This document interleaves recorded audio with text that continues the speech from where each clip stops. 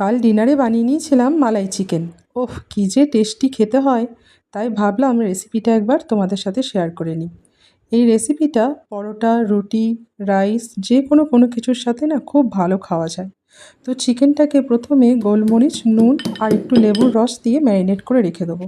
আর একটা জায়গা আমি একটু সুগন্ধি মশলা বানিয়ে নেবো। তার জন্য আমি একটু স্টার অনিয়ন, তার সঙ্গে গোটা কয়েক এলাচ আর একটু দারচিনি আর মৌরি একসাথে শুকনো খোলায় ভেজে তুলে রাখবো।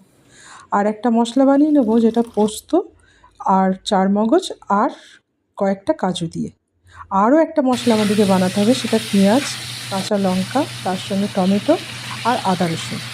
তারপর চিকেনগুলোকে তেলের মধ্যে ভালোভাবে ভেজে আর যে পেঁয়াজ রসুনের যে মশলাটা বানিয়েছিলাম সেটা দিয়ে দেবো। তার উপরে দিয়ে দেবো লঙ্কা গুঁড়ো, ধনে গুঁড়ো, রোজকার যা যা মশলা লাগে সেইগুলো দিয়ে ভালোভাবে কষতে থাকবো। ঢাকা দিয়ে ভালোভাবে কষে যখন দেখব চিকেনের গা থেকে সমস্ত তেল প্রায় ছেড়ে চলে এসেছে, ঠিক সেই মোমেন্টে না আমি যে চারমগজ বাটার যে পেস্টটা বানিয়েছিলাম সেটা দিয়ে দেবো। সেটা দিয়ে বাটি ধোয়া জলটা দিয়ে আরেকবার ঢাকা দিয়ে ভালোভাবে কষতে থাকবো। এই কষতে কষতে যখন দেখবেন যে জল প্রায় মরে এসছে আর চিকেনটাও নরম হয়ে এসেছে, তখন দিয়ে দেবো একটু ফ্রেশ ক্রিম।